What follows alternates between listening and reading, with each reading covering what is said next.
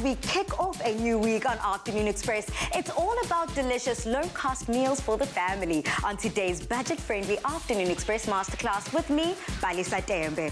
Chef Siphokazi Mdlankomo joins us to make chili corn carne, stuffed potatoes, pan-fried liver with bacon and onion, a layered potato and beef mince pie, and two delicious desserts that you don't want to miss. Now, making her Afternoon Express debut is Chef Siphokazi. Growing up in a small rural town in the Eastern Cape to becoming a runner-up on a very popular cooking show. She joins us to tell us all about her culinary journey and her book, Hearty Home Food with Sipo. Welcome to the show. Oh, thank you so much for having me. Sisi, we've heard so much about you. There's so many Afternoon Express staff members that are so in love with you. We thought, let us encourage South Africa to fall in love with you too and your cookbook. But before we get into Hearty Home Food with Sipo, I want to just find out about you and your culinary journey. I believe you grew up watching umama no gogo cooking. Yes, I grew up in the rural areas in Tsolo, which is near Umtata in the Eastern Cape. Yeah, I was the only girl with 4 boys. So I've learned from my mother from an early age, how to cook, like basic cooking, So I would watch her making like scones, on an open fire, like using, those black 3-legged pots. Yes. Yes, she would make scones. Yeah, because there was no stove, there was no electricity back then, so I've learned from her, And also with the help of my grandmother, I would watch her going to the garden, just picking up some fresh corn, some beautiful fresh vegetables. Honestly, I grew up eating fresh vegetables from the garden. Everything was fresh. The milk was fresh from the cows, from the goats, Siswam, then in 2005, we saw you move to Cape Town, and I can tell you, a lot of people, when they move outside of home, they have to kind of learn how to hustle, get on their own feet, and earn a good buck. You did that by being a domestic helper in Ndlini. How then did that continue to push your culinary journey? First of all, coming to Cape Town, I was very scared because I could barely speak English. Remember, I grew up in the rural areas. Everything I was taught in Xhosa at school, even English, the teacher would translate, okay, if I'm saying this in English, I mean, but in Xhosa, so we were taught in Xhosa. So I had to learn to speak English, I was so here I am. Okay, I'm gonna work for white people. Will I be able to work for these people because I can't speak English? I can't speak proper English. I had to learn speaking English first. So I remember my first job. And I went there. I was confident. I said, okay, I'm here because of my son. Remember, I left my son with my mother. He was only 2 months when I left him, 2 months old with my mother. I had to look for a job. So I'm here now in Cape Town. And the lady asked, do you know how to cook? And I said, yes, I know how to cook. But I know how to cook my food, my home food. If you want me to cook for you, you'll have to teach me your style of cooking.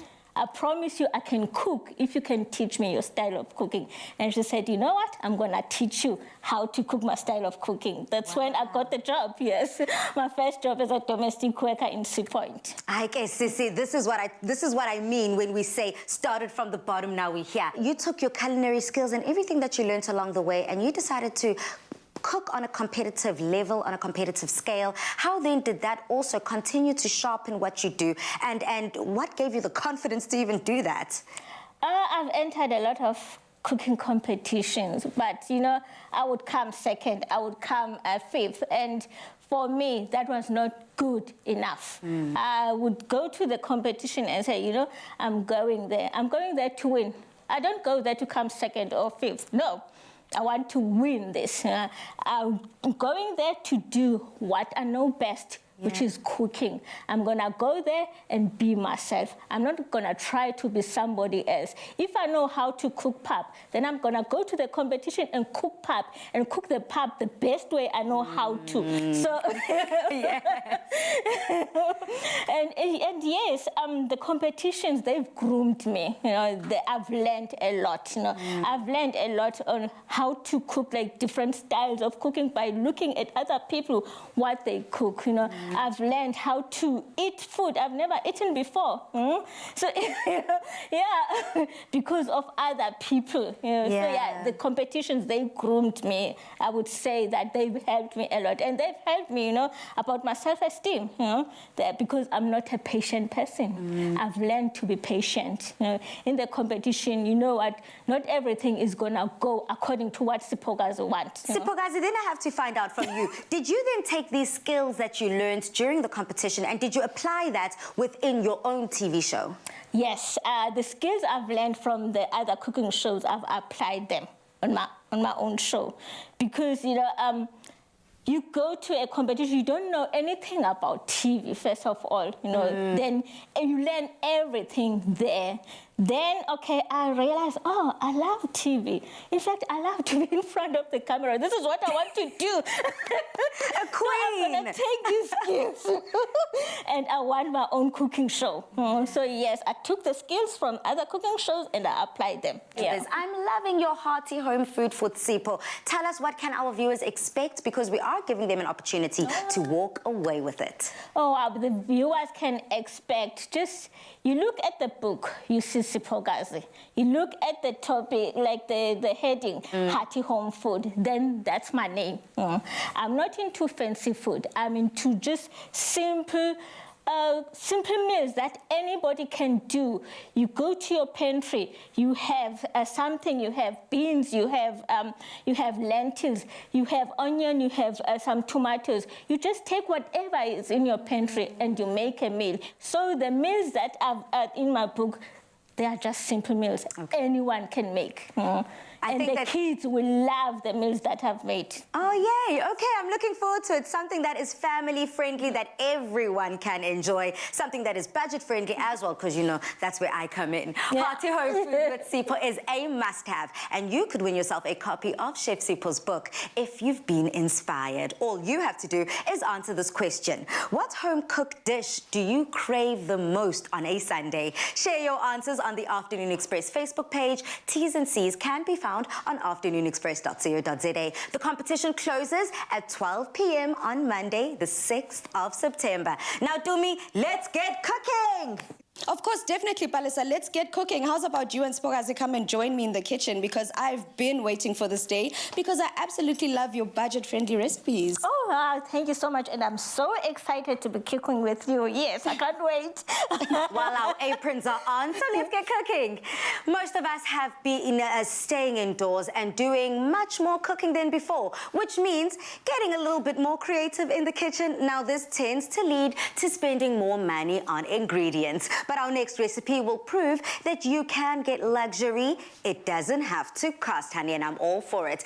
And we have our chili corcan stuffed with potatoes, courtesy of Chef Sipo. Now, Chef Sipo, I'm not familiar with a corcan. It means what goes in a chili corcan, it's onions, it's garlic. First of all, it's oil first in the pan. Then onions, garlic, it's mince, it's tomatoes, canned tomatoes, it's some cumin, some ground cumin, ground coriander, some chili flakes, salt and pepper, and a bit of sugar, just to take out the sourness from the tomatoes, and some stock, and some red kidney beans. So that goes into a chili con carne. It seems as if it's jam-packed with so much nutrients, with so much flavor. Dumi, on your side, what are you doing? Palisa, I'm just chopping up the garlic that's actually going into this chili con carne as well. And I love the fact that Shipa's given us a breakdown of all the ingredients that go into this dish. And the one thing I loved, Bali, is that none of these ingredients are expensive. I mean, a tin of tin tomatoes are so reasonable. All the other ingredients you mentioned, they go a long way. Because, I mean, even red kidney beans, you can buy them in bulk and have that in your pantry for quite a while. Yeah. So it's really great to see that we're saving a buck over there. Absolutely. Now, Chef, what is the first point or tip when it comes to making sure your mince is done correctly? Okay. The first point to make sure that the mince is done correctly is that your pan must be hot, very hot. Then you add in some oil. Then add your mince. You must make sure that you brown your mince. You must make sure that all the water, it has been absorbed when you cook it. Okay. So that's the first step. You brown your mince. As you can see, it's already browning here. And it's quick because the pan was hot. Yeah. And that's what we're looking for. Okay, and on my side, I've got the potatoes. At the end of the day, all the filling is going to be nestled and cushioned in a beautiful stuffed potato. And all Tumi has me doing here is I've already pierced all of the potatoes. I used the fork just to pierce it. I'm adding some oil, just a little bit of oil, some salt and some pepper, and then that goes into the oven, Tumi? Yes, definitely, Palisa. That goes into the oven. We're going to just bake it. We love to do it at about 180 degrees still, but we're going to do it for about 30 to 40 minutes, Palisa, because the whole idea is to make sure that your potato is fully cooked by the time you put your filling in there, because all that's going to need to happen is just to melt the cheese that I'm actually grating that's going to go at the very top of this chili con carne. And I love, Chef, this recipe that you've chosen, because you're taking something that's quite luxurious like a chili con carne, and you're serving it in such a humble ingredient like a potato. Okay. Yes, you can serve your chili con carne with anything. If you are a fan of pap, you can just eat it with pap or rice, you know. But I like it, serve it with some potatoes or some mashed potatoes. Nice. Okay. All right, so I've just chopped up, or rather grated, the cheese that's going to go on the very top of our potatoes, Bali. Okay. And I'm sure you can go into the oven with those potatoes. In fact, Okay. Excuse me, Chef. Sorry. Beautiful, and this is how they come out looking. very simple, very easy, Palisa. Do you see how beautiful that skin is nicely browned? Golden brown to perfection. Golden brown. I actually want you to do the joys here, girl. So for my meat, I've just added some onions, some garlic. Now I'm just gonna add some spices. You need to cook your spices. Some people, they don't cook their spices, but you must cook them for at least 1 minute. I'm gonna add all my spices. I have some coriander, some ground coriander, some ground cumin. Yes, Bali, you can actually cut it in half first. Okay. Cut it in half and then scoop out the center of that, take it out of the potato. So most people would wonder, what would I then do with the center of my potato? Like you just said, Chef, you could serve it as a mash. Oh, wow. You could even use those potatoes that are in there, Palisa, mash it up and use it to thicken up this very dish, making it go even longer for you, you know? And these are pretty easy to cut through. I mean, so simple. And the potato is cooked all the way to the center, so I love the looks of that. Definitely, Palisa. So now I'm gonna add some canned tomatoes. If you don't have some canned tomatoes, you can take like 2 tomatoes, then grate them. Then yes, you can do that. Then I'm just gonna add some sugar. You can use honey or brown sugar. Okay. But we're keeping it budget friendly, so Yes. whatever sugar you have in your house, that would work just as well. Then I'm just gonna add some stock. Okay. Then, Palisa, once you've stocked out your stuff, you can actually pass it to me because I've got some that we've made, because I know, Chef, with this kind of recipe, you need it to cook for a while, right? Yes, you need to cook it on medium heat. Your mince needs to be very soft, you know, not like hard. All right, perfect. And then as you can see, what we've got, the mince that's already done here, Chef, because the one thing that is very important, I see you adding the beans at the very I'm adding the red kidney beans. All right, so I'm also just adding this mixture that you've made, which is that chili con carne that you've made, and it's just chilled for a bit. And all that's going to happen now is I'm going to add the mince into the potato and then sprinkle the cheese on top, and then this goes into the oven to bake for another 30 seconds, or I mean, for another minute or so, just for the cheese to melt, Palisa, until it gets to that beautiful consistency. It looks good, smells delicious, and I'm sure it'll taste even better. That definitely saved us a buck, and you can also get in on the savings with this scrumptious recipe. Just head over to afternoonexpress.co.za for the full ingredients list. But we're not done cooking, we're still cooking away, enjoying as we're creating budget-friendly family dishes around our Afternoon Express kitchen. Get an insurance quote for your home or car and stand a chance to win one of 8 Samsung Galaxy S21 phones plus 100 gigs of Standard Bank mobile data for a year. To enter, SMS the keyword motor to 31492 to get a call back and quote, and you could be a winner.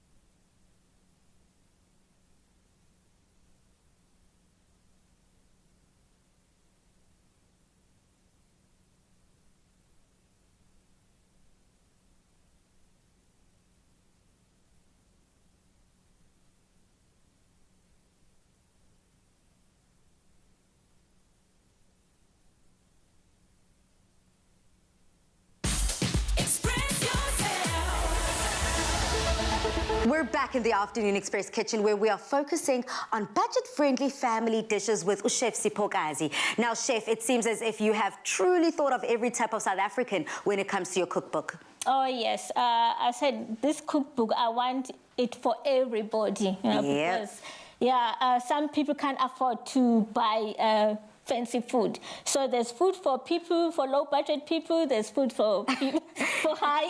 Jumi, can I get a hell yes? Hell yes! We're here for it. I mean, last week we made a tasty beef and veg dishes, and many of you were asking about the humble but very affordable beef liver. And we listened, so this is why we're making a mouth-watering pan-fried liver dish with bacon and onion. Now, Chef Sipo, tell us more. What do we need? Oh, so for this, it's quick and easy. It's simple, and liver is so cheap and affordable. You can get it for like a 20 rand, and you can serve 2 to 3 people in that. So for this liver, you need some bacon, some fried bacon. You need some fried onion, some garlic, a little bit of oil, and some liver cut into strips. Then you're just gonna dip into, coat them into flour, season them first with salt and pepper, coat them with flour, then in the pan, just in the pan. You must be careful when frying some liver. Some people, they just kill them, fry them, they kill. Like when you bite into them, it's like hard. You don't do that, That's why you need to make sure that your pan is very hot, There's your oil. Then I'm just gonna season it, some salt and pepper first, then season it. Then in some flour, then coat it with some flour. Not too much flour. And again, the flour is gonna thicken the sauce. That's why you need to coat your livers with some flour. And then just use a spoon. Chef, while you're doing that, I'm also getting started on the bacon because you did mention that we need some bacon into this dish. And I love the fact that you're taking something that we most probably sometimes all have in our freezer that we can use in this dish. And the one thing I also love about this dish is the fact that even though a liver is such a humble and affordable ingredient, people don't know how many nutrients it has. It's so good for you. But as I remember when I was pregnant, the doctor would always say, increase your iron intake, have liver. So this is something that's very good for, even at home, if you're trying to make a dish that is nutrient dense, beef liver is definitely one of the ingredients to have there. Brilliant. And I love these tips and tricks because at the end of the day, we need to make sure that we are feeding our bodies nothing but the best. And being able to play with the bacon as well, I want to find out how versatile is this recipe. If you don't want to go for bacon or any other protein, are we able to do so, Chef? Oh, yes. If you don't want to go with bacon, you can just use some chicken. Add some chicken, like chopped chicken breast, Okay. Yes, I can do that. Let me just do this. Oh, my pan is hot now, and my liver here is cooking so fast. So that's why you need to be careful. You don't overcook it. And you said it, Chef. You literally just said shh, because that's what you want. You don't want to overcook it. Exactly. As you can see, I just throw it in a very hot pan. It's already almost there. And is this how we basically avoid overcooking the liver, as you said, which a lot of people do? Yes. Like I said, your pan should be hot because once you put your liver in a cold pan, it's gonna take long to cook. As soon as the pan is hot, it's already cooking. So that's why it becomes so hard. Okay. So make sure that your pan is very, very hot. I think it's ready now. Remember, we're still gonna cook it for 2 minutes when you add more ingredients. Okay. So now I'm just gonna add some onion. Chop the onions. Okay, and on my please add my garlic? Yes, you can. In fact, I'm trying to get as much garlic off of this blade as possible because I love something very, very garlicky. I love my livers with a lot of garlic. Yes, garlic is good for your body. Okay. So while you're busy doing that and while Chef is still cooking, I just want to touch on something on how people can clean their liver. A lot of times you and I were having a conversation before the show, and you mentioned how you don't remove the silver skin on your liver, which is okay. It's completely up to you. But should you be like myself and you actually want to get the silver skin off, all you need to see is if you look at this piece of liver that we've got here, this is a little on the darker side, and this looks lighter because of that silver skin that's on it. Yeah. So ideally you can remove this because this also results in that chewy texture in your liver. If you you don't want that, you can actually remove it. It's quite simple to do. You just use a knife or even a scissor to remove it, and that just basically results in a softer texture meat. Okay. And I'm just gonna add the stock and let it cook for like 2 minutes. Can I go in with my bacon? Yes, please. Now, Chef, this seems like a very protein-intensive dish. If we want to play with our different sides, what kind of sides would go perfectly with this? Oh, you can just do like a green leafy salad, you know, or like roasted cauliflower salad. That would go well with this. Today, we're serving up with a healthy portion of pap, but I can also see a beautiful cornbread going along with this quite nicely, Dumi. Definitely, Balisa. Cornbread, that sweetness from the sweet corn, the saltiness from the meat, perfect combination. Can't wait. Oh, yeah. Now, not only are we saving money, but we're also saving time with this quick and easy dish, giving you enough time to head over to afternoonexpress.co.za for the full recipe and ingredients list. Yes, Chef, just add that little bit. Ooh, there we go. Just adding that color, I'm so here for it. Now, on social media, we want to find out from you, what is your go-to dish when the budget is super tight? Use that hashtag Afternoon Express in all of your comments. Now, pie is a great way to pack a lot of ingredients in. And coming up, we're making a layered potato and beef mince pie. Express yourself.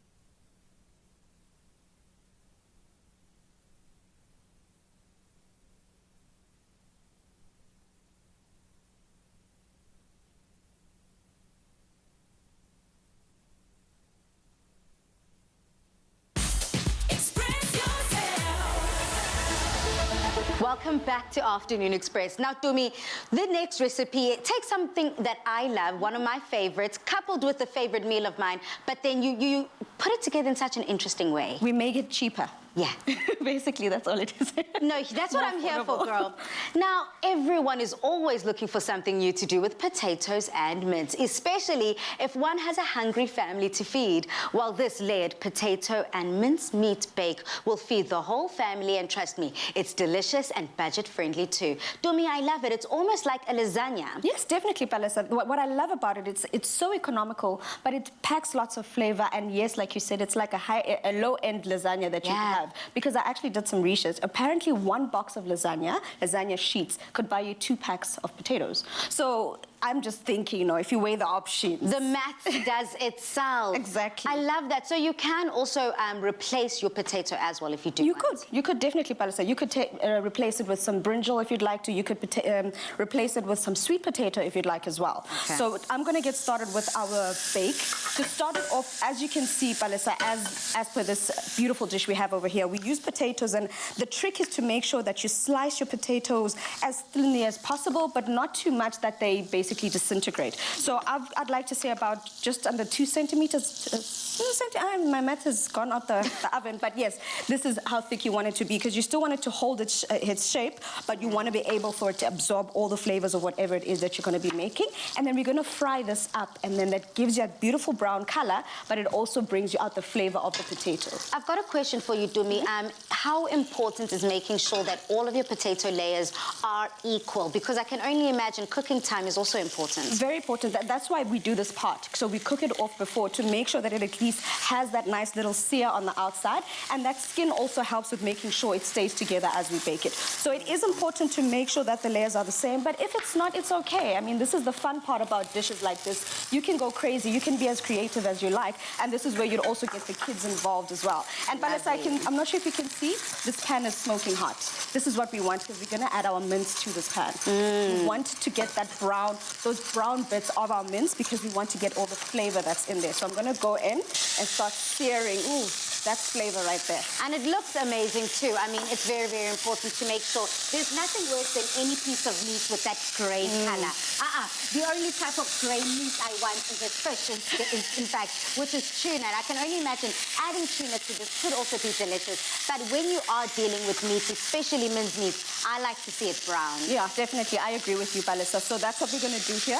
We're going to get a nice, beautiful sear on our mince. We want to not have that brown, the grayness. We want to have it nice and brown and cooked down. Okay. So I've reduced the heat only because I want to start actually adding all the other ingredients to this. And I was just gonna just let South Africa know about so far what's happening on my station. Oh, yes. Because I can see I'm like quite steadily going on, and I don't want you to miss out on any of it. So I'm creating the white sauce that we need to put together this beautiful mincemeat and potato bake. I love a lovely saucy kind of bake. Every single time I put that spoon through, I want that sauce to come out. So I'm making it quite saucy. I've already put the butter in. I've added the flour. I've added salt and pepper to flavor.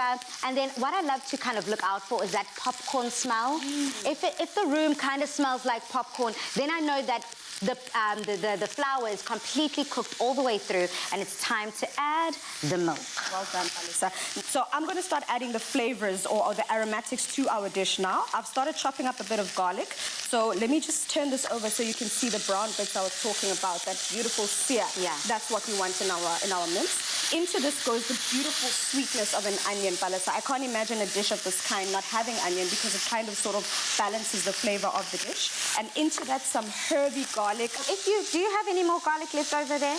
Girl, you used it all. I went it all. I actually would have also added some more garlic into the sauce, just to add to boost up that flavor, so that it's not just like a bland white sauce. It also just has like a little bit of a garlicky tinge to it as well. That's a good idea, Balisa, and you could definitely do that. And you did mention that you could use tuna or any other meat of that kind. So even if you wanted to, if you wanted to be even more economical, you could use something like a tinned fish, perhaps, tuna in a tin. You could use, you could even make it vegetarian all through and through. Remove the mince altogether, add as many veggies as you like, make like a veggie stew, and then you could do that as well. So into this, we go with our tinned tomatoes. If you don't want to use tin tomatoes and all you have at home is tomato sauce, you could do that as well, because then it Perfect. helps with the flavor balances, because it's already flavored, it's already acidic and a little sweet. So that would work perfectly as well. And on my side, I'm just with the white sauce, a quick rundown. Already all of my ingredients that goes into the basic traditional white sauce I've added. I like to add my milk in piece by piece, little by little, just because I hate a splash. You know, when it's time to stir, I hate that splash and it just becomes messy in the kitchen. So I had to separate it, add a little at a time until my milk was completely gone. And now it's time to add a little bit of that cheesy factor. I do love some cheese. In fact, my aunt once said to me, Patty, so why is everything gotta have cheese in your kitchen? No, I love it. This is some mozzarella, hey, Dumi, something soft, easily gratable, and that's also gonna melt quite easily into the white sauce. So any cheese that is a melting cheese, so you could use a cheddar, you could use a Gouda, you could use an Emmental, you could use a Tulsiter. Do as much research as you like. Any kind of cheese that actually just melts would work perfectly in this particular sauce and also on the very top of your bake. So I'm going to start assembling. In essence, what we want with our mince is for it to cook down for about 30 to 35 minutes. In essence, all you want is for the juice and the liquid to reduce and to cook out all through. That means that your mince is almost halfway done. Then we can start assembling it. And to start our potatoes, this is what we want. We want them nice and brown, and then we're going to start assembling. They're the first layer of our bake. So a nice generous serving of those potatoes. The thicker ones can go at the very bottom, that's fine. I'm going to add some more. And then we go in with our mince. I've also got some that we made a little earlier. That goes on the very top. If you want to, you can also play around with it. If you want the cheese sauce at this point, you can definitely add that then. If you want it at the bottom, it's completely up to you. This is where you just play with it and do whatever makes you, happy. And I kind of like my cheese sauce in this consistency, just so that it can also help hold together all the ingredients, because I do not want anything soggy on my plate. I want it to be able to still hold its shape. So just like that, then the cheese sauce layer goes on. Perfect. Do you have any more leftover cheese, Bali, by any chance? Nah, girl, I finished that. I finished that. And you know what? As soon as you mentioned, I'm going to leave this here with you for you to finish it off, Dumi. But as soon as you mentioned that adding a little bit of cheese on top, just to make sure that it's nice and golden brown, that's definitely eating with your eyes first. But what you've done is perfect, because you've added a lot of the cheese into the sauce. What actually happens is, even as you bake it, because there's cheese, it's going to go nice and brown at the top either way. Winning! Very much looking forward to getting into all of that absolute deliciousness. And to get your hands on this recipe, just go to afternoonexpress.co.za. Now, when we return, we're serving up the first of our 2 desserts, a golden syrup cake with caramel topping. Yum. Express yourself.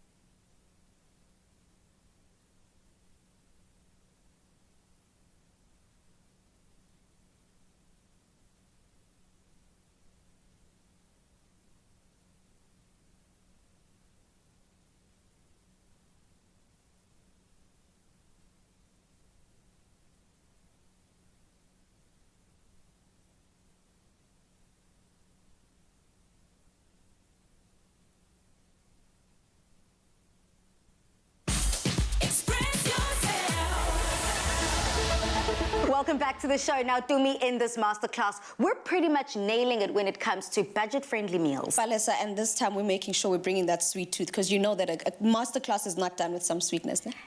Full stop. Now, dessert lovers, gather around because we have something that will surely have you begging for more. We're about to make something that includes what I like to call liquid gold. We're making golden syrup cake with caramel topping, and yes, you will definitely want seconds. Now, Chef, you do say that you love savory food, but you also have a sweet tooth. Oh, yes, I have a sweet tooth, but when it comes to making desserts, oh, no.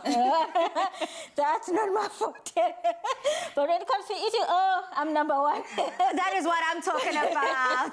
So, Tumi, as chef, this might not be her forte. Can you guide us through what we need? No, definitely, Palesa. We're having a golden syrup cake, and the base for that is the golden syrup that Chef has in front of her. And for this cake, she's going to start off by melting up some golden syrup, brown sugar, and some butter for us. So, in essence, we're using golden syrup, but making more of a syrup to actually bake into the cake. And then, Pali, I've got the responsibility of making the topping, that caramel topping. You and Chef are making the cake together. So you can actually just start on your eggs, because you're going to whisk up some eggs for us with some milk.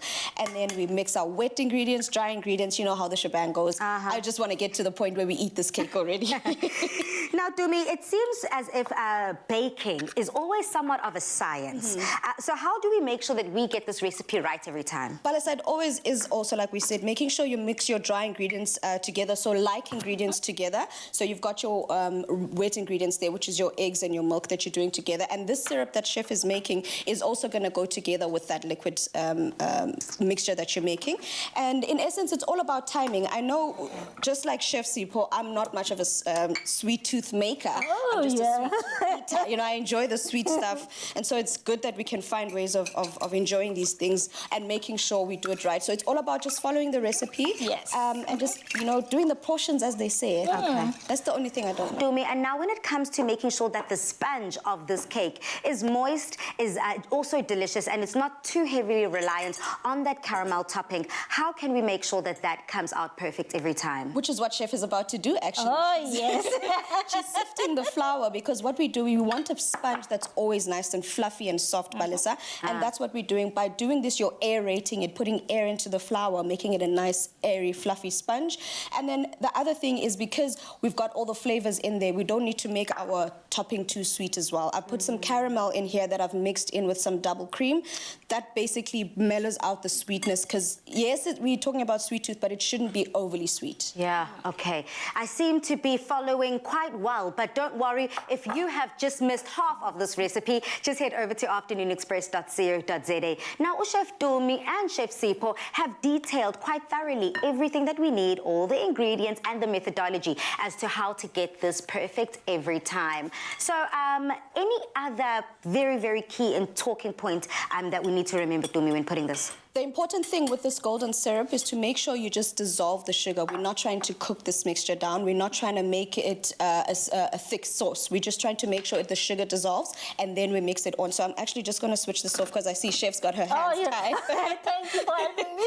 Only a pleasure. That's how it works in the kitchen. So once that's done, in fact, Chef, while Chef is doing that, Bali, I don't know if you want to mix this into your egg mixture, so that we can pour it all together and make. Perfect. Yeah, you know, teamwork. Now, I want to make sure not to scramble these eggs. So is this... It's a two-hand job. It's a two-hand job. Okay. Yes, girl.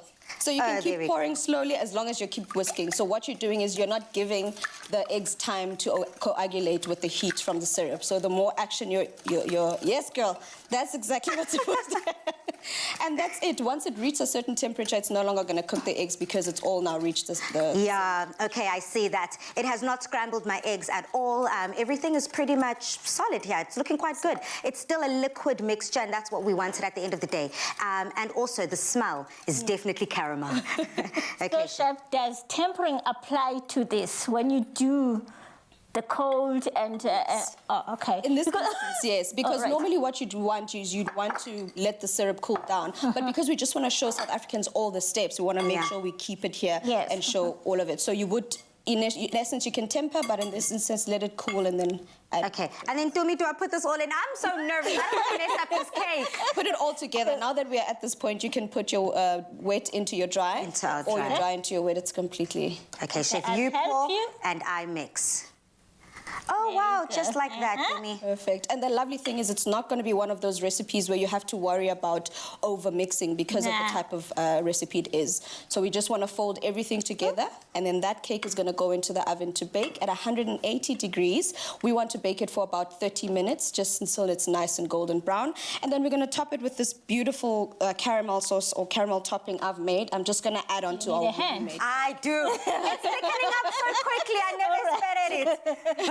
Okay, and it's so funny because I was just asked, do I work out? The answer is no, I do not work out. But essentially, this is going to come together to be that just delicious batter that we're going to put into our baking tray. And Dumi's already given us the cooking temperature. Yes, Bali, 180 degrees for 30 minutes. Your cake comes out, you put this beautiful topping on it after it's cooled. But I'm going to just add a bit more into this cake here. Thank you so much, Dumza. Now, even the tooth fairy will be willing to trade in her sweet tooth for this recipe. So join her and head over to afternoonexpress.co.za for the full ingredients and recipe list. Now, dessert is just so nice. We are definitely making it twice. We've got a bread pudding with meringue headed your way when we return. Express yourself. Our pharmacies are on the front line of healthcare. This is Pharmacy of the Week. The pharmacy is here established for 49 years, since 1972. We'll be celebrating our 50th anniversary next year. Makes me very proud because a lot of the uncles and aunties, tannies and wumpis, we still see them when we were young. We still see them now as our patients. Proud to be looking after them and taking care of their health. The public in general, petrified. They are looking for positivity. They're looking for proper advice. So we need to alleviate their fears, firstly, and we need to be that positive influence. We got to firstly be responsible for two most important things. The health and welfare of our staff, important ourselves, so that we can continue being of service to the community, and the health and welfare of our clients and our patients. Bravery is to stand with courage in the face of adversity. When everyone else is crumbling around and not knowing where to turn, the brave will stand up, take responsibility, and lead the way. Pharmacy of the Week, proudly brought to you by Adcock Ingram OTC, sponsors of Brave.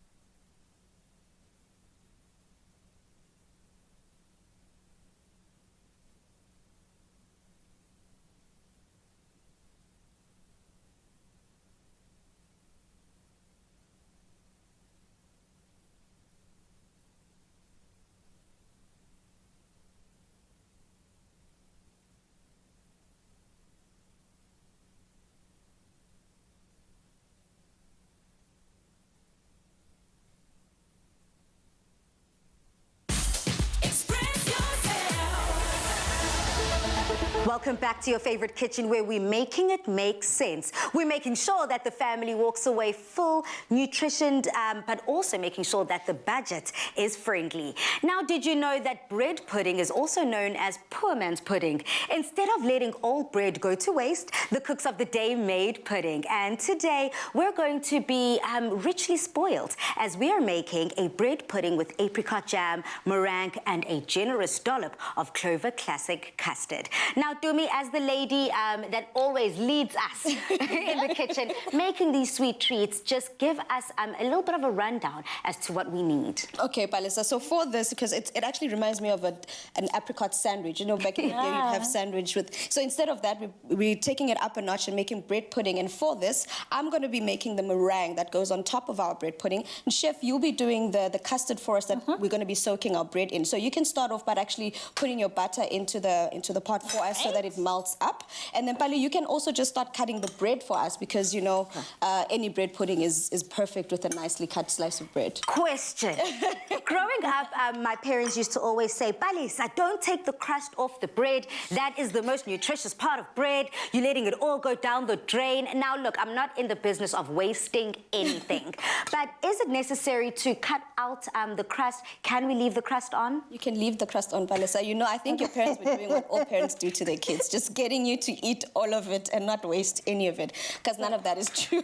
Aye, parents. Okay, so I'm just going to be cutting up then the bread quite roughly into square pieces that are going to help add all the layers to this bread pudding. Correct. Now, Chef, what are you doing? Now, I'm separating egg yolks and I'm just going to give to me some egg whites for her meringue. Which is another way we're saving, Palisa, because we're using this recipe and all the ingredients here are getting used. So instead of chucking the egg whites, we're going to use them and make a meringue that's going to go on top of our beautiful bread pudding, you know, just putting a nice touch to the bread pudding. And another way, Chef, I see exactly what you're doing. You're using the actual eggshells to separate. Oh, yes. If you don't have, what do you call that thing for separating eggs? So this is the way to go. Yeah. All right, there we go. And then, Chef, we were talking about by using fresher ingredients all the time whenever we're cooking and stuff like that. But Palisa mentioned something very important. Trust our chef there to know. She's saying older eggs actually work better. And that's because they give us a fluffier egg white and so forth. So it works better in this case to use older bread and to use older eggs for this type of... I love that point, Dumi, that you're discussing, because, yes, we do celebrate fresh ingredients here in the kitchen. And I think everyone was listening quite enviously when you were discussing the way you were raised up in that small town in the rural areas. But for this recipe, a lot of people do have that bread that has been in the fridge for a long amount of time. We do have those eggs that have also been in the refrigerator for an extended amount of time. And you might be wondering, you know, how then can I get the best out of these ingredients? So this is a perfect recipe to be able to use those ingredients that have been in the fridge for a little bit longer. And it makes sure, number one, your meringue comes out fluffy and taller. We're using a little bit older egg whites. Similarly with the bread, that stale bread. Ooh, I love it. Correct. All right, okay. So what do I do now, Chef? Right, so now you can remove your butter from the mixture there. All right, from the heat, and you can add all the other ingredients that go into that. In here? Into that pot, Okay, yes. So we can go in with our apricot jam, we can go in with our spices and our milk, and I'm just going to keep whisking away. If you do have an electric beater, this would definitely work, but some of us like to keep it OG, but I think I'm gonna trade in my whisk for an electric beater now because brilliant. And you know, as we are talking about convenience, sometimes convenience in the kitchen is something that I'm after, especially after our long days at work. So using something as delicious and versatile as the Clover Classic custard, for me, takes this dish to that very next level. It's itself on its own delicious. It's versatile within any kind of recipe that we're using, and it's also the first of its kind, a self-sourcing dessert. I'm here for it. Definitely, Palisa. And it's also a source of 10 nutrients, Palisa, 10 vitamins and so forth. It's delicious. You can enjoy it, like you said, on its own. You can use it on top of our dessert. It's completely up to you. But, Chef, do you want to... All right, Chef, now. So do I put the egg yolks in one by one? And I don't make scrambled eggs. Yeah. Okay? Not everything in, just one by one. You can actually put it all in there because the mixture will be cooled down now after you've added the milk. So you can just whisk it in. Let me just... to be on the safe side. Just do one by one. All right, and I've just made my meringue, but I did the rookie mistake of adding my sugar all in at once, which is something you do not want to do when you're making a meringue. The whole idea is to add to your egg whites, add the sugar a little at the time until it's all in essence dissolved. And then now that meringue that we would have made, I'm now going to put this on top of our bread pudding that we've just made. This one would have gone into the oven to bake for about at 180 degrees. We also bake this just until it's nice and solid in the center. That's about 40 minutes. And Balasa, to make it look a bit fancy, I'm just going to torch it, but you can always just do this in the oven as well, just to get those beautiful You see, some of us don't have those tips and tricks in our kitchen, so I'll definitely be putting this in the oven. Chef, as that custard is done, go ahead and pour it onto the bread. Now to get this recipe, head over to afternoonexpress.co.za. Yummy. So, we've had classic fashion from Timby, classic cars, thanks Chad, and we've seen classic hairstyles. And you, Michael? Classic. A classic range from Clover. Timeless taste. Made with love by Clover. The aprons are down and we are ready to get eating. We have reached my favorite part of the show, where we get to indulge in all of the wonderful food that was made. And we also don't want our viewers to forget that you can stand a chance to win Chef Sipo's Hearty Home Food Cookbook. Let's get eating. Now, Chef Dumi, do you want to remind us what did we create? Oh, yes, definitely, Balasa. So we started off by making our chili con carne potatoes. Basically, those are the star for me. We then went on to some pan-fried liver, which we served with some shea butter, but we also made a bit of bab because, I mean, it's hearty and homey, just like Siphokazi. We then went on to one of our first desserts, which is our golden syrup cake with caramel topping, and then our bread and butter pudding and our some meringue. But yeah, Balasa, I can't wait to try any of these. Would you like me to dish up some for you? You know what? Because I have a sweet tooth, I'm just going to go straight there. No? Okay. Yes. Awesome stuff. A lady who knows what she wants. Which brings me to the social media question. You know, on social media, we wanted to find out from all of our viewers on those random Saturday or Sundays where you are craving something home food, soul food, but you also want something budget friendly. You know, when the pocket is tight, what would you create? What would you make? You know, I'm the biggest fan of chicken. You can't go wrong with chicken. Chicken is versatile. And it's so easy to make. My favorite dish to make is just my one-pot wonder. It's a chicken dish. It's got everything. It's one pan, it's beans, like a can of beans. You know, it's tomatoes. You have tomatoes. Thank you. And chicken, some potatoes, everything just goes into one pan in the oven, and that's it. Okay. That's a meal. That so seems it's budget friendly. And super quick as well. Yes. Doesn't take much time. I like your answer. Chef Dumi, what would yours be? No, Balasa, it's always got to be beef stew. I think I make the meanest beef stew, and I feel like you can add anything to it. So for me, beef stew with anything. You could have bread, you could have roti, you could have pap, you could have anything with beef stew. I like that. And something that I love also are these livers. We created beef livers today in a way that I've never really experienced, by adding that bacon, adding the onions as well. So delicious. The smokiness of that bacon definitely coming through. And also paired with a delicious serving of bap. Can't go wrong. Definitely, Balasa. I'm also loving this potato, Balasa. The flavor of the con carne in there, the touch of the chili is definitely, it's the one. And as we go into the sweet lady, This for me is everything. It's everything. And something that also means so much to us here on Afternoon Express is Women's Month. We are on the last day of Women's Month. I can't believe the month of August has truly flown by. So I want to find out from you, how do we further encourage sisterhood in any and all industries? Oh, wow. August is the most important month for me. Not that only it's Women's Month. And I'm an August baby, so yeah. As sisterhood, we need to take care of each other, you know? Yeah. As women, let me say, as women, we need to take care of each other. We always put each other down, you know? That needs to stop. If I see that Tumi is struggling with something, why should I go out, you know, and spread rumors about her instead of just calling her, helping her, find out what is it that she needs help with, you know? Beautifully said. Yeah, it's so sad to see people bashing each other, women especially bashing each other. So we need to stop that. Well, here's to elevating, not only elevating within sisterhood, but elevating in the kitchen. Remember, Mzansi, you too can walk away with one of Siphokazi's cookbooks. Just head over to our Facebook page and answer the question as detailed. Well, thank you so much, Sisi, for coming through. Thank you for your book, and thank you, Dumi. Only welcome.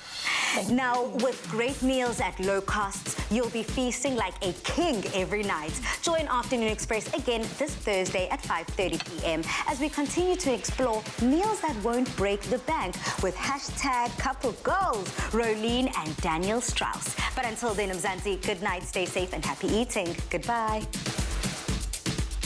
Here's to baking the winter blues away and trying new adventurous recipes to put the spring back in your step. Made with love by Clover. Another feel-good production.